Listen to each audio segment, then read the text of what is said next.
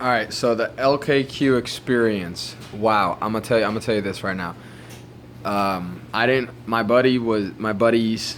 One got married. He's doing a honeymoon thing. My other dude, no.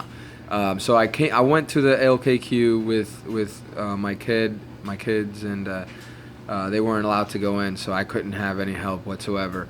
But from day one, from the beginning, like, all right, so I walk in there, and you can't be under 16 to go in there. So don't bring kids unless they're 16 and over with a valid ID. Okay, so they got to prove that they're age. All right, so and then it's $3 admission to where I'm at. So I walked in there, and the cars are just on rims essentially underneath on the frame. So it's pretty sturdy. It's not gonna move.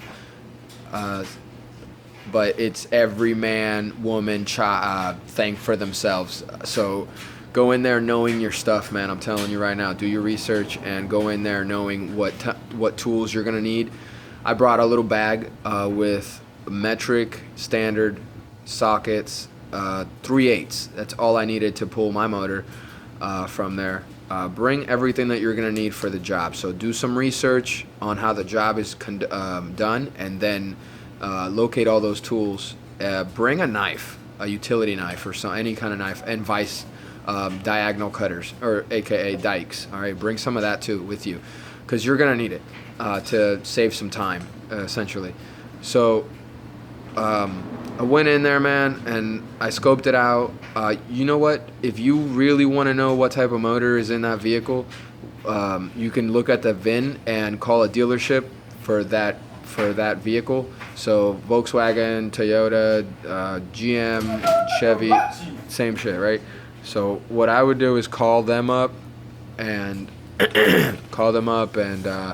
give them the last 8 digits of the VIN, and they can tell you exactly what type of motor came in that vehicle. That way you know for sure what it is. Or you do some research and you find out that the heads have names on them. They're stamped with numbers, and the block is also stamped. But it's hard to get in there, man. So what I found that works best was I literally just gave it a shot in the wind. Just trial and error, man. I called up the dealership, and the guy that I spoke to was really nice, and he gave me some helpful advice, because I talked to him, and I told him what I was doing, and he was like, "Sure, man, no problem. Just give me the last 8 of the VIN, and I'll tell you exactly what's in there." Granted that the motor hasn't been worked on or whatever, you know what I mean? So pay attention to what you're doing and what you're looking at, and see if it's gonna work for you. Okay, so do some research. All right. So, like I said, every man for themselves, or woman for themselves. So go in there with maybe a couple of buddies.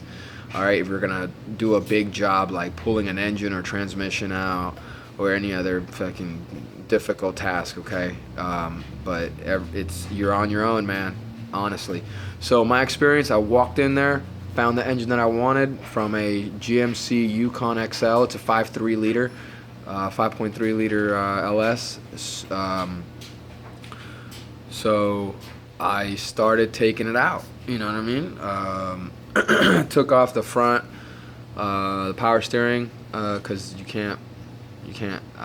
I made it easy for me to do it. Okay, so I took off the front, and then I took off the mounts, and then I took off the transmission bell housing bolts, and then the torque converter to the flywheel bolts, and then I hooked it up to a weird contraption that they call an engine hoist. Okay, it's weird looking, but it works. You just make sure you know what you're doing, pay attention to how it works. That way when you hook it up, you don't have any problems, because mine got stuck, and I had to use a different hoist that was broken. Make sure it's not broken. First of all, make sure it's not broken, because the first one I hooked up to it was broken. So I had to like retrace my steps and go get a different one. Anyway, what ended up happening was the one I was hooked up to it got stuck, and so I had to go get a different engine hoist, and then hooked up to it from that one, and then lowered it onto a dolly. But after I got the engine out, and I mean, she came out very easily, just finesse work. But once I got it out, it was an exhausting trip to bring it on a dolly to the front door, where you pull your truck, and then you get another engine dolly, lift it up, and put it in the truck. And that's where I put it, right? So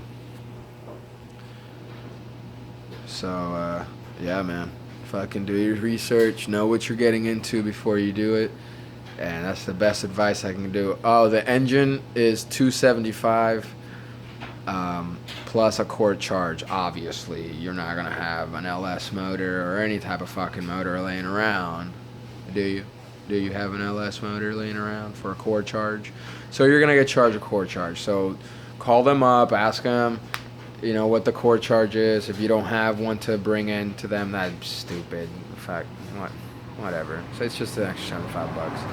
I don't know. So my experience, an exhausting experience. My fingernails are still dirty. I was black, literally black.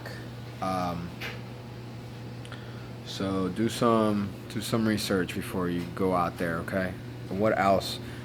Any further questions, man? Just ask me, put on the comment, and I'll let you guys know about the LQK experience, okay? LKQ, pick your part is what it's called, and I'm sure they're all over the country, because I know they're in Florida. There's like 4 of them around me. But the one I went to was like 38 miles away. It's an hour drive. But that's what I got, man. That's what I got, an LS. 5.3 liter LS motor from the junkyard that I'm going to obviously convert over. I'm going to do some good stuff to it. All right, guys.